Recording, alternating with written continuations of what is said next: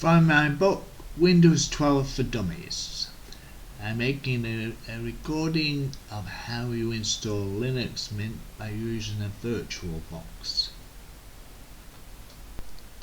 We start with our VirtualBox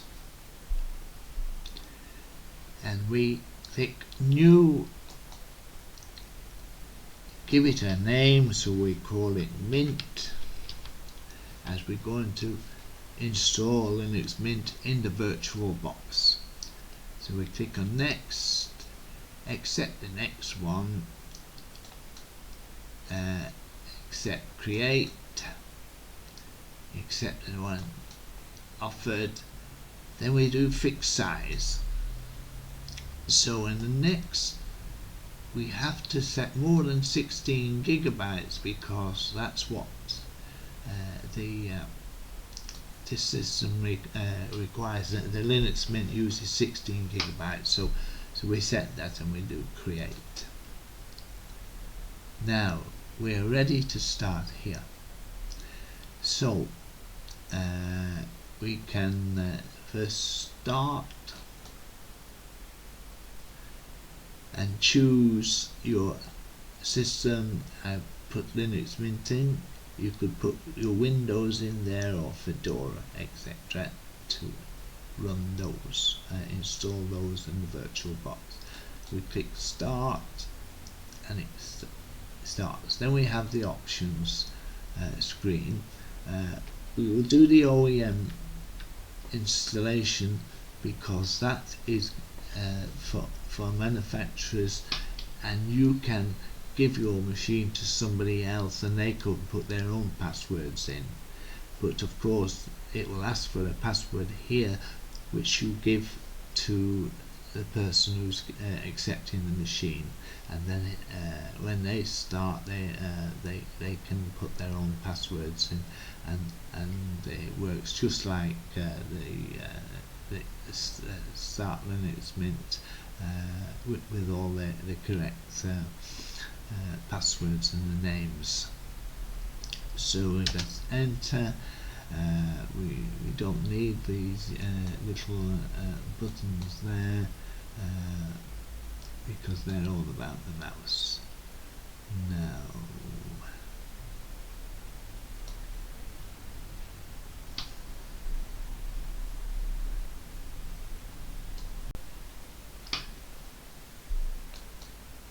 Now we restore the machine. So this is our first screen. We accept the language, press continue,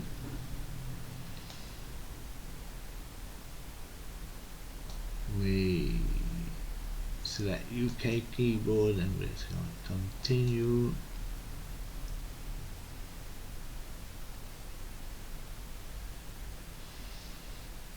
And install multimedia codecs, continue.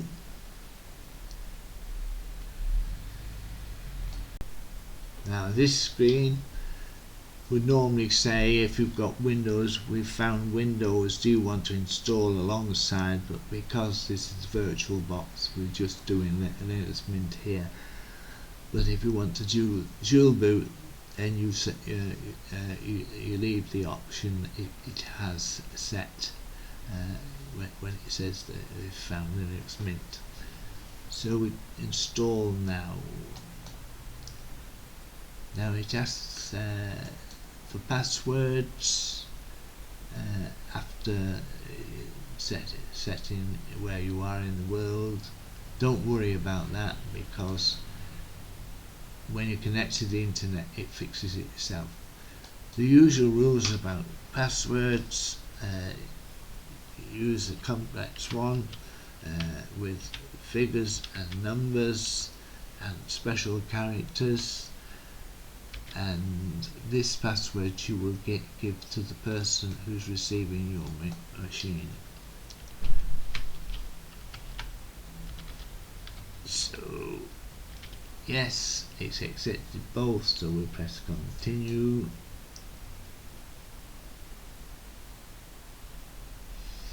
So now we go here and we watch the video, the screenshots it has. It will start in a minute moving around. It tells you things that you can browse from the web, and it has Firefox as its standard browser, and you can go through these: the charts, Spotify, Rhythmbox. Is celluloid is what you can play this on when we've made an MP4 of it. We click here. It says it has GIMP, but it doesn't have GIMP. You have to install it yourself. So WhatsApp is a very good one. So always install WhatsApp. First you've got to put it on your phone, then you put it on your desktop or laptop. Installs LibreOffice Writer and a package that's a bit like Office 2019, but I recommend you put WPS Office on. It's download for free. You can put it on your Windows or you put it on your Linux, and it appears on the desktop. You can also put it on the panel.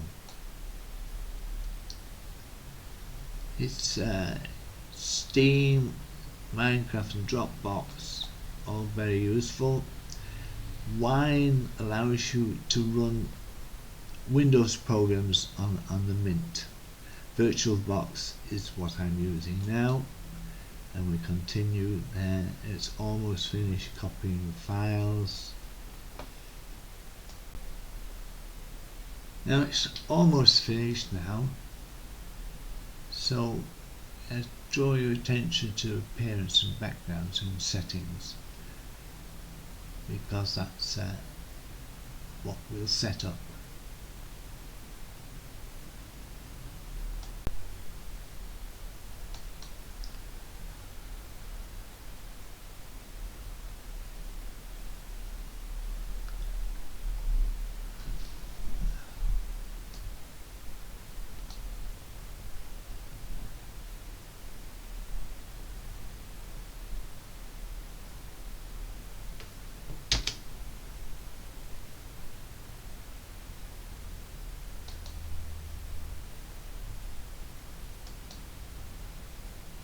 Now we've installed Linux Mint, and we can set it up now when it appears. Now it appears with the welcome page. You can look at the first steps, layout, documentation, help. The web forums are very useful. Ask a question there, it will already have been answered. It'd be very rare if you have a question that they have to answer. You've also got the RSA chat room. This is in lifetime, and you can get answers within 3 or 4 minutes. So we don't need that anymore. Now we go to menu and settings. See the backgrounds. We choose Vera. Let's see, has Vera got the pictures we want? No, Vanessa is probably nicer. So we select Vanessa, and we say settings. We play backgrounds as a slideshow. We set that for a minute just for this demonstration purposes, and we go back again. Now themes, the theme they have is not very good. it's not as intuitive. You see, that is the theme. Doesn't tell you much, but this one, Mint X, I think is the best. Mint X, you see, that shows you a bit more information, so we use that one. Now the screensaver, go and we put the screensaver to never, and now with the power management we do the same. We say never, and that's that's all that finished. Now it said in the little pictures that GIMP was installed, but it isn't. In 19.1 onwards they discontinued GIMP. I don't know why. So we type this command in the terminal. This is the fastest way of installing programs. So we enter sudo apt install GIMP, enter, put the password in. You need passwords for every application you add to the keyboard. Click on that, you accept the area it's going to take in your hard drive. Now reading the packages, we'll pause. Now it's finished. So if you want to type GIMP, it will run GIMP.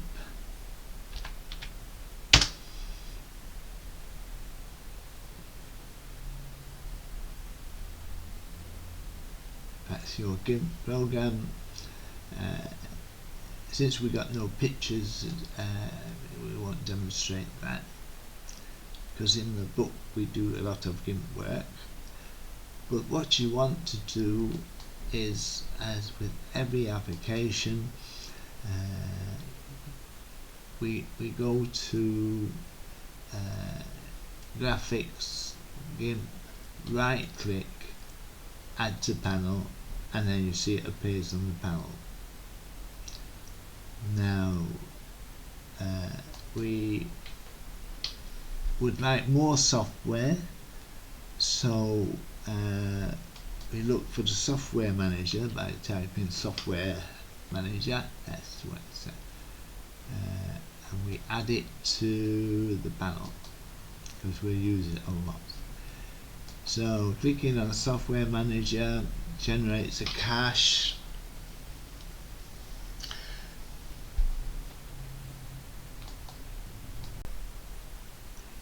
Now we have various sections: Audacity, audio editors, Mel's, Inkscape. If you want, if you've got a DVD burner, then XFBit burner is good.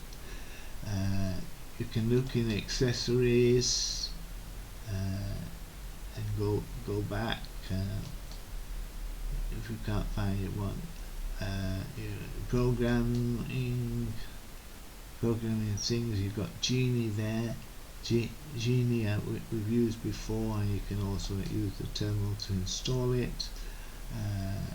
Graphics, let's see what else is there. There's GIMP VLC, that's a multimedia player, but it's already installed anyway.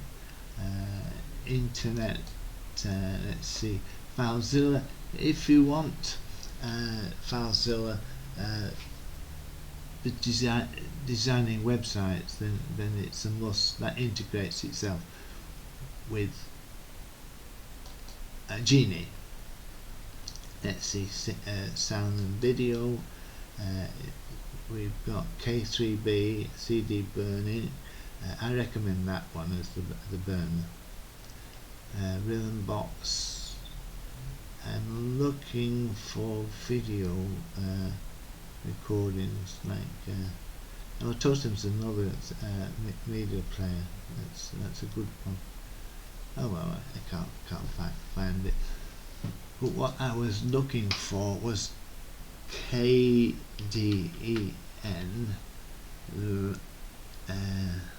Right.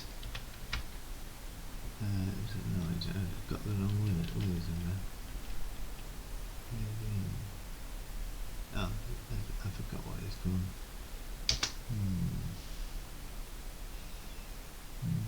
Let's see. It's KDN Live.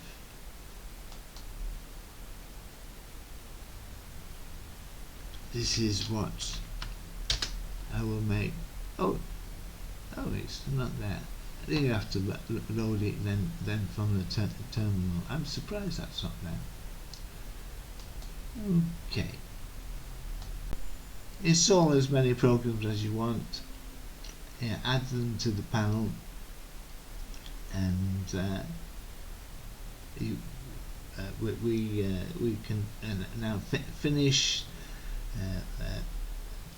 And I can file it to YouTube, but we have to put the final picture, because the final picture is a must for YouTube. I don't know why they use the end picture. Really, when you have a book, you have a title cover. So we'll finish there. So I'll switch off now and save the